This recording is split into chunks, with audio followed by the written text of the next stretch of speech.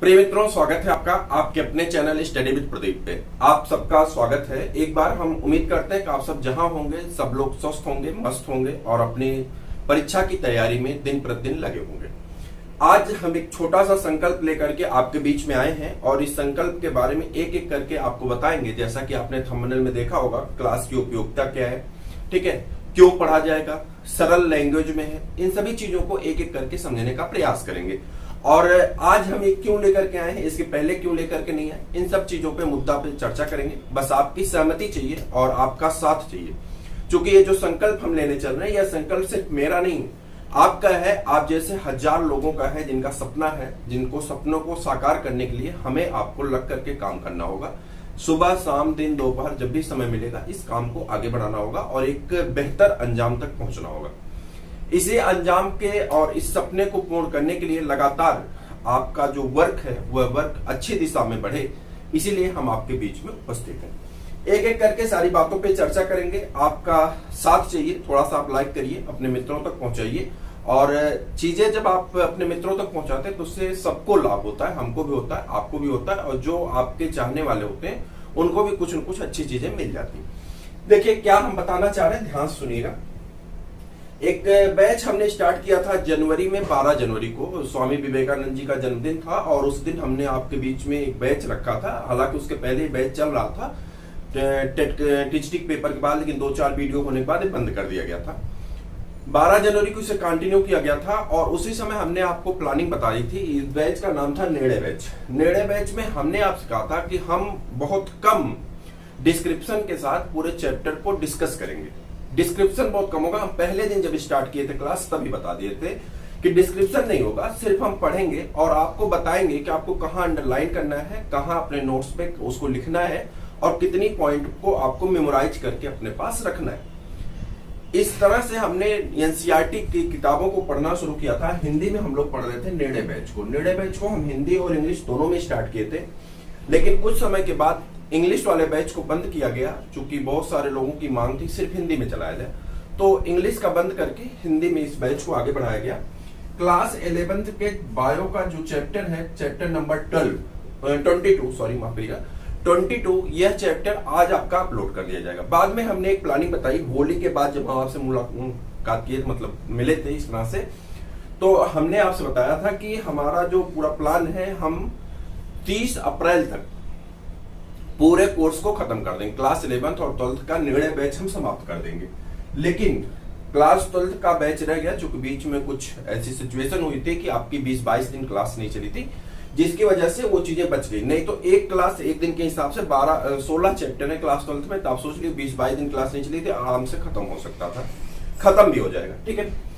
तो निर्णय बैच तो ये आपका चलता रहेगा, जिसमें जो प्लानिंग है वो प्लानिंग रहेगी 15 मई तक हम इसको कंप्लीट करने वाले हैं। क्लास 12th का एनसीईआरटी भी हम 15 मई तक समाप्त करने वाले हैं। लेकिन इसी के साथ हम संकल्प लेकर के अपना अगला कदम आगे बढ़ा दिए। निर्णय के बाद संकल्प है और संकल्प के बाद विश्वास बैच आपका आएगा, जिसमें हम पूरी तरह से विश्वस्त होंगे कि हमारी सफलता सुनिश्चित है। 2022 में हमें सरकारी जॉब और शिक्षक बनने का मौका मिलने वाला है। अब नंबर 2 पे आ जाते हैं। संकल्प बैच के बारे में कुछ जानकारी ले लेते हैं, क्या है कैसे है। संकल्प बैच में हम लोग स्टार्ट करने वाले टॉपिक वाइज क्लासेस होंगी। यहाँ पे कुछ क्लासेस आपको एनसीईआरटी पैटर्न पे नजर आएंगी, कुछ क्लासेस ऐसी नजर आएंगी जो आपको एनसीईआरटी पैटर्न से थोड़ा सा हटके होगा। हटके होने के पीछे पर्पज है, जैसे मान लेते हैं कि हम लोग पढ़ रहे हैं मोनेरा किंगडम, ठीक है, एक साधारण सा उदाहरण लेते हैं, आप समझ पाएंगे। हमने मोनेरा किंगडम पढ़ लिया, तो उसमें हमसे बता दिया गया कि सल्फर कंटेनिंग बैक्टीरिया होती है, मेथेन कंटेनिंग बैक्टीरिया होती है, ठीक है, आर्की बैक्टीरिया होती है, ठीक है, और उसी में बता तो एक कैसे अपने न्यूट्रिशन को बनाते हैं, ठीक है, कैसे इनका न्यूट्रिशन बनता है, कैसे मेथेन उत्सर्जित होती है, वह मेथेन का यूटिलाइजेशन कहाँ होता है, ये मुद्दे हमारे एनसीईआरटी में मेंशन नहीं है, ठीक है, मेरी बात समझ पा रहे होंगे। ये सारी चीजें एनसीईआरटी में मेंशन नहीं, लेकिन हमारे एग्जाम में पूछा जाता है। खास करके हम टीजीटी, पीजीटी, एलटी की बात कर रहे हैं और नीट वाले भी ध्यान से समझे। ये हमारे एग्जाम में पूछा जाता है कि वह कौन सी बैक्टीरिया है जो मेथेन का उत्सर्जन कर रही है। हालांकि हम उसे सीधे मेथनोजन बता देते हैं, लेकिन हमारे ऑप्शन में मेथनोजन बैक्टीरिया मिलती ही नहीं, तब प्रॉब्लम खड़ी होती ना। तो एक कैसे उत्सर्जन करती है, कौन सा प्रोडक्ट टूटता है, क्या बनता है, बीच में बाई प्रोडक्ट क्या बनता है, ये सारी चीजें तो हमारी एनसीईआरटी में मेंशन नहीं है। हमने इसीलिए कहा था कि एनसीईआरटी को एक बार पढ़ लेंगे तो हम ये समझ जाएंगे कि एनसीईआरटी में कितना दिया गया है और हमें कितना पढ़ना है। ठीक है, एनसीईआरटी में इतना दिया, हालांकि एनसीईआरटी का एक शब्द अपने आप में एक किताब है, लेकिन फिर भी उसे हम डिटेल में करने वाले हैं। तो कुछ चीजें तो आपको टॉपिक वाइज मिलेंगी जो एनसीईआरटी से मैच कराएंगी। हम आपको बताएंगे कि एनसीईआरटी में हमने आपसे अंडरलाइन करवाया था, हमने आपको बताया था, और कुछ चीजें ऐसी होंगी जिसे आपको अपनी कॉपी पे नोट करना होगा। यहाँ पे लिखा जाएगा, आप उसे नोट कर लेंगे। मेरी बात शायद आप समझ पा रहे होंगे बेहतर से। अगर समझ पा रहे हैं तो लाइक करके और कमेंट करके सहमति जरूर बताइएगा। संकल्प बैच में दूसरा जो काम है, हम यहाँ पे अपनी भाषा शैली को कोई प्रदर्शन नहीं है, एकदम सरलता के साथ हम जैसे आपसे जुड़ते हैं और जैसे सरलता के साथ हमने आज तक सारी बातें बताई हैं उसी तरह से और सच्चाई के साथ हम आपसे फिर मुताबिक होंगे और सारी बातें बताएंगे। यहाँ पे कोई प्रदर्शन की बात नहीं है, हम इंग्लिश बोलेंगे, हिंदी बोलेंगे, उर्दू बोलेंगे, अरबी बोलेंगे, कोई प्रदर्शन नहीं है। एकदम शुद्ध सरल लैंग्वेज में, जितनी सरल हो सकती है उतनी सरल लैंग्वेज में हम आपको समझाने का प्रयास करेंगे। ठीक है, हम आपके मित्र की तरह आपके साथ चल रहे हैं, ना तो वहां टीचर बनने का ईगो दिखाना है, ना ही कोई ऐसी चीजें हैं। हम एक मित्रता के भाव में आगे बढ़ाएंगे और उसे बहुत सरल शब्दों में ले चलेंगे। इसलिए हम चाहते हैं कि जिन लोगों का बैच छूटा हुआ है, बहुत दिनों से नहीं पढ़े हैं, वह भी मुख्य धारा में शामिल हो सके और जब विश्वास बैच आए तो आपके अंदर का कॉन्फिडेंस लेवल खुद बोले कि इस बार मेरा चांस। ठीक है, तो ये दो चीजें आप अपने दिमाग में रखिए। पहली, देखिए मैं रोज रोज ये काम नहीं करता हूं, जो बैच स्टार्ट होता तो मैं बता देता हूं, मैं प्रचार के लिए रोज रोज ये बात नहीं। मैंने कहा कि संकल्प बैच में हम दो काम करने वाले हैं। पहला काम है कि हम जो चीजें हैं उसे एनसीईआरटी की टॉपिक को और सब्जेक्ट के टॉपिक को अपने एग्जाम के पर्पज से एग्जाम ओरिएंटेड उसे बना करके पढ़ने वाले हैं। जो हमारा एग्जाम, जैसे मान लेते हैं हमको टीजीटी का पेपर देना, तो हमें ये समझना पड़ेगा कि टीजीटी के पेपर में किस तरह की भाषा शैली, किस तरह का पेपर आता है, उसको हमको मिलाना पड़ेगा ना। उसी तरह से हमको एलटी का पेपर देना, तो उसमें कौन सी चीज ऐसी है जो हमें ऐड करनी पड़ेगी। उसी तरह से अगर हमको जीआईसी का पेपर देना है, एलटी का पेपर देना है, नीट का पेपर देना है, तो हमें उन चीजों को मिलाना पड़ेगा। तो उन चीजों को टॉपिक वाइज मिलाने की जिम्मेदारी मेरी है, उसे समझने की और उसे नोट करने की जिम्मेदारी आपकी। आप शायद इस बात को आप अच्छी तरह से समझ गए होंगे। नंबर 2 पे बात करते हैं। हम जो भाषा शैली रखने वाले हैं, यह भाषा शैली आपको इंग्लिश की भी मिलेगी, हिंदी की भी मिलेगी, लेकिन हमारा पूरा प्रयास होगा कि हम ऐसी भाषा शैली इतना सरलता के साथ चलें कि आपको समझने में कोई भी प्रॉब्लम फेस ना हो, आप बेहतर से समझ सकें और अपने मित्रों तक भी ये बात को पहुंचा सकें।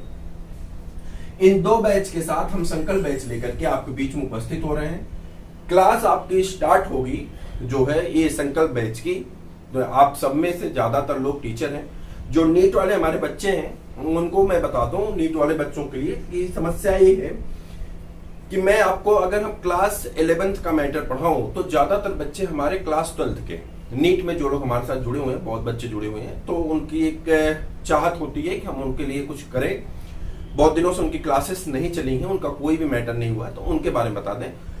हम क्लास 12th लेके आ रहे हैं, ये 2 काम करेगा। क्लास 12th का हम स्टार्ट कर रहे हैं और हमारा पूरा प्रयास होगा कि हम जल्दी से खत्म कर देंगे। 100 दिन का ये क्लास है, 100 दिन का बैच हम मान के चल रहे हैं और 100 घंटे। ठीक है, तो कभी 2 क्लास कभी 3 क्लास करके हम एडजस्ट करेंगे, तेजी के साथ चलेंगे। जो हमारे क्लास 12th के बच्चे हैं, वो बच्चे अगर इसको रिलेट करेंगे तो उनके एग्जाम में भी 70 में 70 हो सकते हैं और नीट में भी ये काम देगा। नीट में कौन कौन से चैप्टर आपकी वैल्यूएबल है और जो हमारे टीचटी पीएचडी वाले हैं उनको कौन कौन से चैप्टर वैल्यूएबल, मैं आपको बता दूं। जैसे आपने देखा होगा कि रिप्रोडक्शन से बहुत सारे क्वेश्चन पूछे जाते हैं। ठीक है, रिप्रोडक्शन से हमारे एग्जाम में बहुत सारे प्रश्न पूछे जाते हैं। तो रिप्रोडक्शन क्लास 12th में दिया गया है, आपको वहां से फिजियोलॉजी का यह हिस्सा आप पकड़ पाएंगे, आप समझ पाएंगे, कोई दिक्कत नहीं है, आप समझ जाएंगे, आसान है।